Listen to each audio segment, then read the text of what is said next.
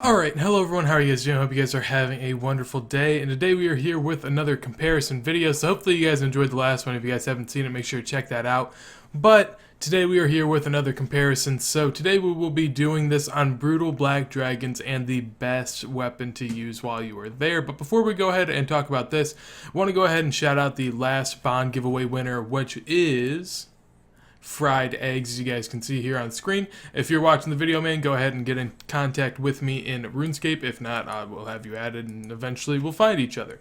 But with that said, we will be doing another bond giveaway for this episode, so hopefully you guys enjoy that. Basically, if you guys haven't done this before, all you guys have to do to be entered, go ahead, leave your RSN in a comment down below. Make sure to like the video, be subscribed to the channel, and that's it. And in about a week's time, I'll go ahead and pick another winner and announce another giveaway. So, with that said, let's go ahead and get on into the video. So the main premise of this comparison is pretty much what is the overall best weapon to use at Brutal Black Dragons. Is it the Armadillo Crossbow? Is it the Dragon Hunter Crossbow? Or is it the Toxic Blowpipe, obviously, with a little bit of something? And I'm going to go ahead and show you guys the gear that I was using for this video. So here is the basic setup that I was running with. I was also running with a Book of Law, which I have in my bank. I'll go ahead and grab that out just so you guys, have the full thing. So while there are improvements to be made to this gear and improvements to my overall stats, as you guys can see, I do only have 89 range. I felt like this was a pretty common setup along with just cash flow, ranging level that most people would have. I don't want to do it with maxed out gear because then it isn't realistic to what the majority of people will be using.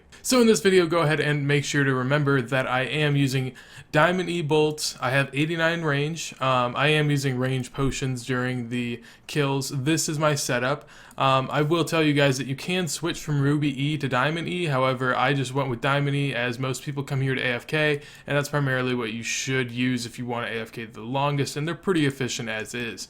So with that said, I'll show you guys the average inventory that I went there with, just so if you guys want to do this on your own, you know what to bring. I went with 2 prayer potions, a ranging potion dose 3, and a 2-dose extended anti-fire. I'll take out a 4-dose just to go ahead and show you guys. And what you're going to want to do is just drink a ranging potion after every 2 kills, and you will have one time where you have to get 3 kills without drinking one, and just use these sparingly while praying protect magic. But this isn't as much of a guide and more of a comparison, so let's go ahead and get on into more of the comparison type work that I do. So let's do that.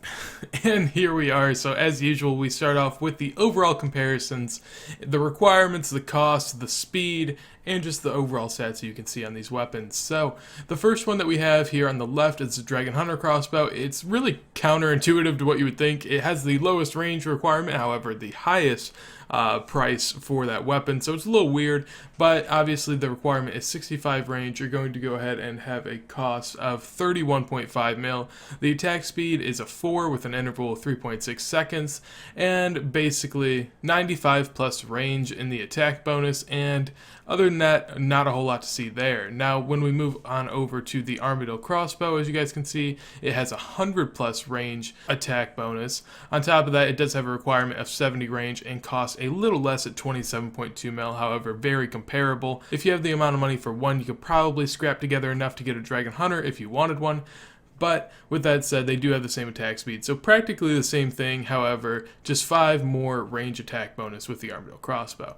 Now onto the Toxic Blowpipe at the very end. This one has plus 71 range, this is assuming that you have Addy bolts in, and it has a range strength bonus of plus 50, while the other ones don't have anything else other than just pure range attack bonus, other than the Armadillo Crossbow having plus 1 prayer. Now with that said, a Toxic Blowpipe has a cost of 2.4 mil, and its attack speed is a 2, and so the interval is 1.8 seconds. And now we move into the next slide. So this slide is really just going to tell you guys why you would actually compare these things and where the logic comes in the comparison. So with the Dragon Hunter Crossbows we have on the left, while the Dragon Hunter Crossbow does have a -5 when it comes to the comparison of range attack bonus with the Dragon Hunter Crossbow to Armadillo Crossbow, it does also do a 10% damage increase on all dragon type monsters. So the real question here is that damage increase worth it over the accuracy?